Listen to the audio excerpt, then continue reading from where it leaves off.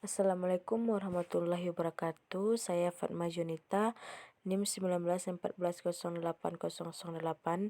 Baiklah, pada kali ini saya akan menjelaskan tentang fluida dalam sistem biologi.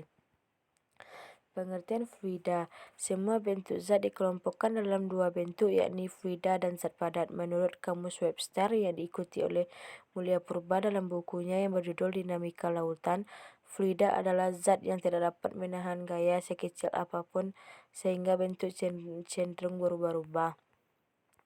Macam-macam fluida yaitu fluida statis yang mempelajari tentang fluida yang tak bergerak, dan fluida dinamis mempelajari tentang fluida yang bergerak. Sedangkan dalam fluida dinamis mempelajari tentang persamaan dan hukum dasar yang dapat menjelaskan antara lain bagaimana proses penyemprotan tanaman, kemudian menghalangi lubang keluar selang dengan jempol dapat membuang air menyemprot lebih kuat. Konsep tekanannya yaitu tekanan didefinisikan sebagai hasil bagi antara gaya yang menekankan dengan luas yang bidang ditekan. Semakin besar gaya bekerja pada benda, semakin besar pula tekanannya. Sedangkan semakin besar luas bidang tekan, semakin kecil tekanannya. Rumusnya bisa teman-teman lihat di sini. Ini sangat jelas.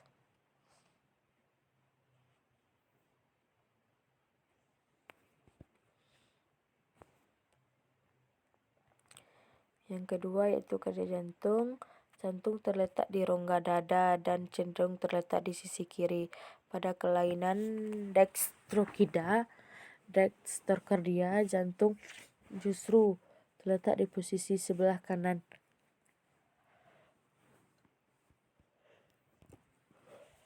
Jantung dikelilingi oleh pembuluh darah. Jantung terdiri dari empat ruang. Yang pertama yaitu atrium kanan, atrium kiri, ventrikel kanan dan ventrikel kiri. Atrium kanan dan kiri memiliki ukuran yang sama, demikian juga ventrikel kanan dan kiri. Ini dibatasi oleh otot jantung dan sekat yang tipis. Ruang jantung ini terbentuk karena adanya sekat interventrikular dan sekat atrioventrikular. Pada saat atrioventrikular terdapat dua buah otot jantung. Ruang jantung ini dilapisi oleh lapisan endotel.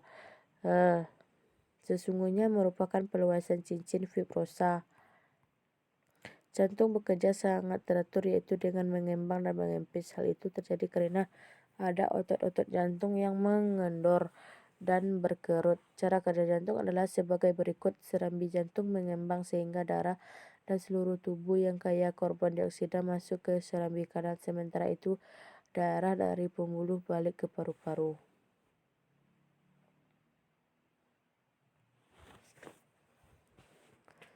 Selanjutnya yaitu prinsip fluida pada aliran darah manusia.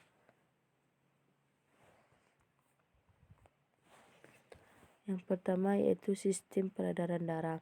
Sistem peredaran darah adalah sistem yang memanfaatkan mayoritas fluida. Dalam sistem peredaran darah, peran viskositas fluida sangat penting sehingga mempengaruhi kesehatan dari manusia tersebut. Aliran darah sebagai fluida statis. Fluida merupakan salah satu aspek yang penting dalam kehidupan. Setiap hari fluida dihirup atau diminum oleh manusia.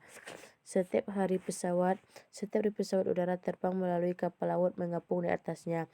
Tinjau fluida statis adalah ketika fluida tersebut sedang diam pada keadaan setimbang. Dengan kata lain adalah keadaan saat fluida tidak sedang bergerak. Tekanan hidrosis fluida yaitu dapat mentransmisikan gaya sepanjang sebuah pipa atau tabung.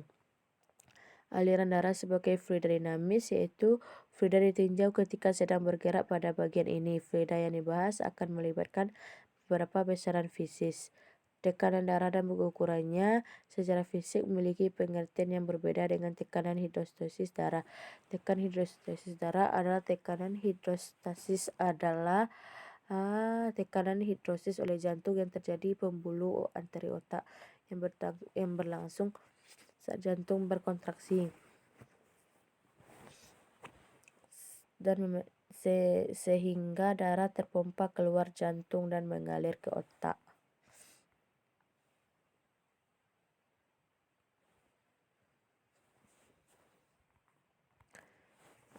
Selanjutnya itu kerja pernapasan pada paru-paru.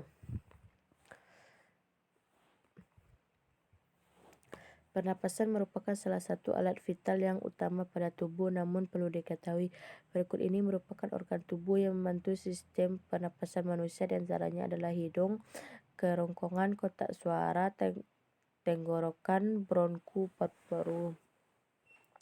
Struktur paru-paru yaitu paru-paru terletak di rongga dada manusia. Antara rongga dada dan rongga perut terdapat sebuah pembatas yang disebut diafragma, trakea, bronkus, alveolus.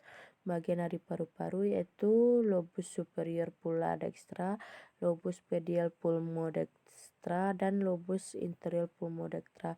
Paru-paru kiri terdiri dari dua lobus yaitu lobus superior pulmus sinister dan inferior pulmus sinister.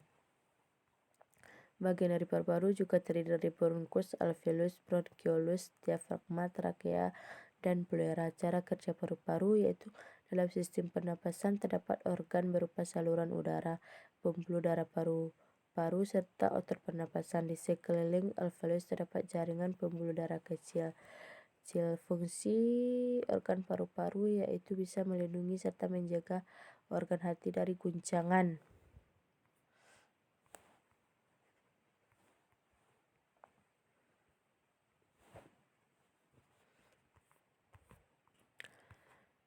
Prinsip fluida pada paru-paru manusia. Bernapas adalah salah satu ciri dari makhluk hidup, apalagi manusia. Bernapas adalah proses masuknya udara fluida ke dalam tubuh dan keluar manusia. Proses pernapasan ini mayoritas melibatkan fluida sebagai objeknya. Proses respirasi ini melalui hidung, tenggorokan, dan paru-paru. Perjalanan masuknya fluida dari lingkungan ke tubuh manusia melalui saluran yang berbentuk pipa. Jenis-jenis pernapasan yaitu pernapasan dada dan pernapasan perut.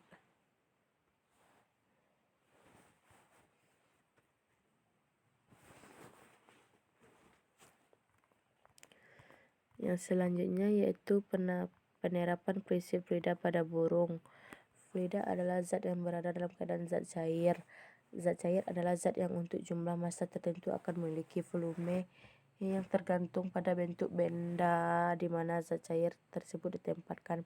Burung adalah kelompok hewan bertulang belakang yang memiliki bulu dan sayap. Semua bagian tubuh burung diciptakan untuk membantunya bisa terbang.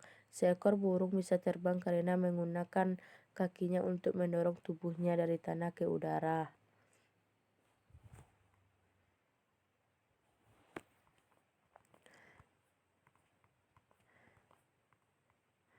Kontinuitas pada ikan sumpit atau pemana. Ikan sumpit merupakan komoditas ekspor yang memiliki habitat asli di daerah mangrove atau perairan estuari. Selain itu juga ditemukan di air tawar dan perairan karang karena memiliki sifat alkalin. Ada beberapa hal yang akan dibahas yaitu mengenai bentuk tubuh ikan sumpit, habitat, dan pertahanan hidup. Bentuk tubuhnya yaitu ikan sumpit dari ujung moncong hingga sirip punggung harus hampir lurus. Habitatnya sering ditemukan di Asia Tenggara. Pertahanan hidupnya, urutan proses ikan sumpit memangsa target adalah sebagai berikut. Sesuai dengan bentuk ikan sumpit, pemenang telah dijelaskan di atas, sudah sangat jelas bahwa continuity sangat berhubungan dengan ikan sumpit atau pemana. Dengan ukuran mulut yang kecil, membuat air tersimpan dalam mulut ikan tersebut memiliki aliran yang besar. Dengan demikian, hal ini menjadi salah satu bentuk pertahanan hidup bagi ikan sumpit. Yang terakhir yaitu peran fluida dalam peristiwa fotosintesis pada tumbuhan. Sejarah fotosintesis pada tahun 1970, Joseph seorang ahli kimia Inggris memperlihatkan bahwa tumbuhan mengeluarkan suatu gas yang dibutuhkan dalam pembakaran. Pada tahun 1799, seorang dokter berkebangsaan Inggris bernama Jan berhasil membuktikan bahwa proses fotosintesis menghasilkan oksigen atau O2. Pada tahun 1822, berhasil membuktikan bahwa klorofil merupakan faktor yang harus ada dalam proses fotosintesis. Proses fotosintesis yaitu teman-teman bisa melihat di sini dari slide yang saya kasihkan. Dari sini teman-teman bisa melihat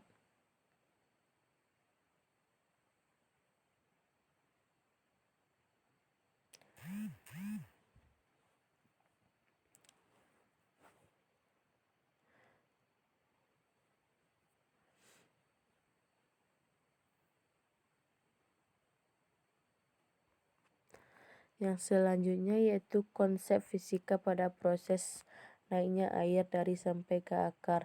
Dalam studi fluida ini dikaji beberapa sifat fluida terbatas dan berkaitan dengan konsep biologi pada mata kuliah umum. Tekanan didefinisikan sebagai gaya persatuan area fluida dalam suatu wadah memberikan tekanan ke semua arah.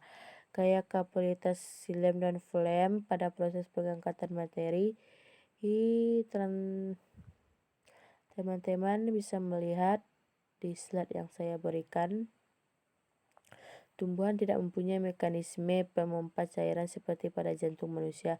Air dapat diangkut naik dari akar ke bagian tumbuh yang lewat lebih tinggi dan diedarkan ke seluruh tubuh. Jaringan pelindung yang disebut juga jaringan epidermis berfungsi untuk melindungi permukaan tubuh tumbuhan dan membentuk lapisan lilin anti air melalui foam akibat tekanan.